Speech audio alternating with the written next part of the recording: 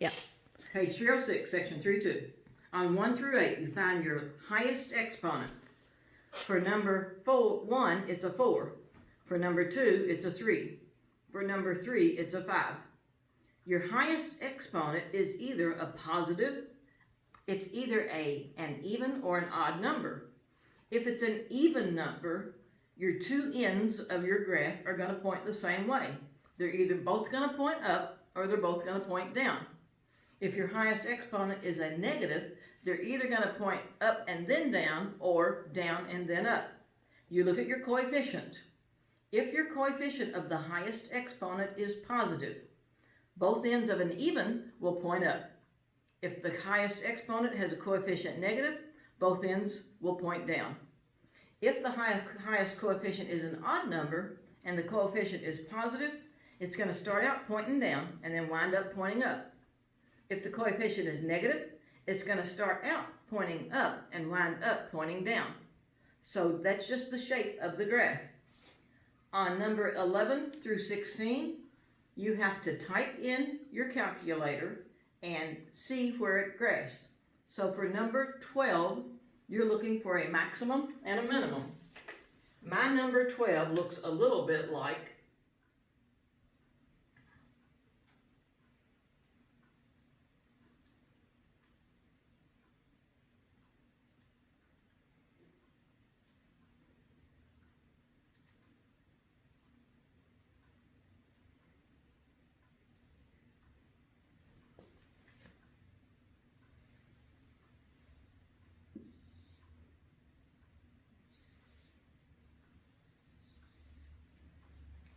Now the reason it's shaped like that is because it's an odd power with a positive coefficient. So it starts out pointing down, it winds up pointing up. Your job is to find this maximum and this minimum. If you're using your iPad, you just double tap it and it will tell you. If you're using one like mine, you have to do second, calculate, maximum or minimum.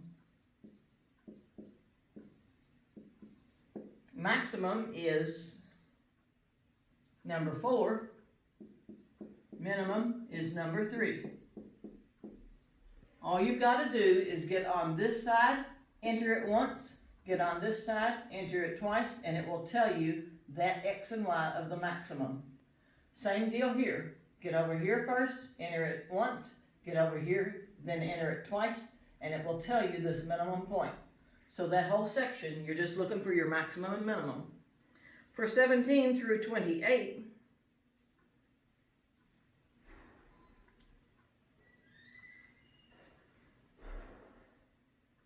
it says find the number of real zeros. So look at number 18. There are 3 real zeros. A zero means where it crosses your x-axis. So if I look at my graph, number 18, it also looks like the one I just drew. All right, and you're finding this 0, and this 0. If it's going to be nice, you can just look at your table, and you can see in the table, nope, there are no y equals 0 in the table. You're looking for which x's have a y that is 0. So what you're going to do, you're going to go second, calculate, number 2.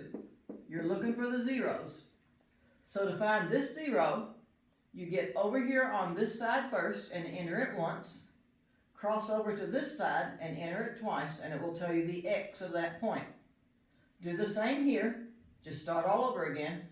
Go over here and enter it, go over here and enter it twice here, and it will tell you what that 0 is. You should round your zeros to the nearest tenth unless they say the nearest hundredth. So you're going to find all 3 zeros. A 0 means where does your graph cross the x-axis. If you look at 23 through 26, all you have to do is type the polynomial into your calculator, and let's look at number 24.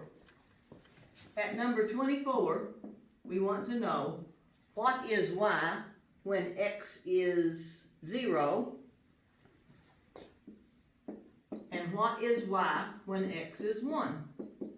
So if you just type it into your calculator, it will give you the values. It will give you an answer here, and it will give you an answer here.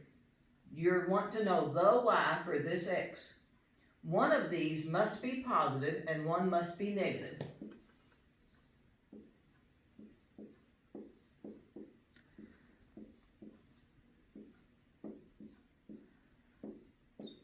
That shows that your graph crossed the x-axis between here and here. If you have something like this, if y is positive here and if y is negative here, then this graph had to cross the line in between. That's all you do. For section 33 to 40, all you do is set each one equal to 0 and solve it.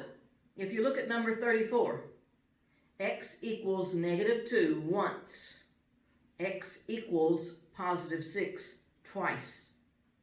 Look at number 36. X equals negative 2 3 times. X equals positive 6 10 times. For 39 and 40, you have to first of all unfold it and then set each one equal to 0.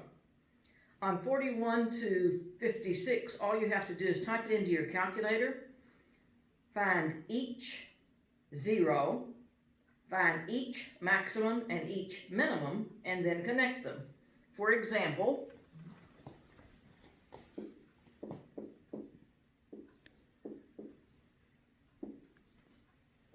if this was a 0, and this was a 0, and this was a 0, and this was a maximum, and this was a minimum, all I would do is connect them.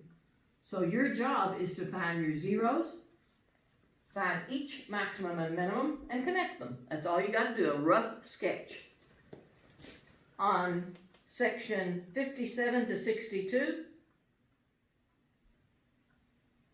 if you look at 57, the plus 2 on Q will raise the P graph 2 spots. The negative 3 on 58 will move the P graph a positive 3 sideways. That's wrong. 58 will move it a negative 3 down. It wasn't in parentheses. My bad. On 59, the negative 1 will move the P graph a positive 1 sideways. On 60, the positive 3 will move the P graph negative 3 sideways. On 62, the positive 4 will move the P graph negative 4 sideways, and the negative 5 will move the graph down 5 steps.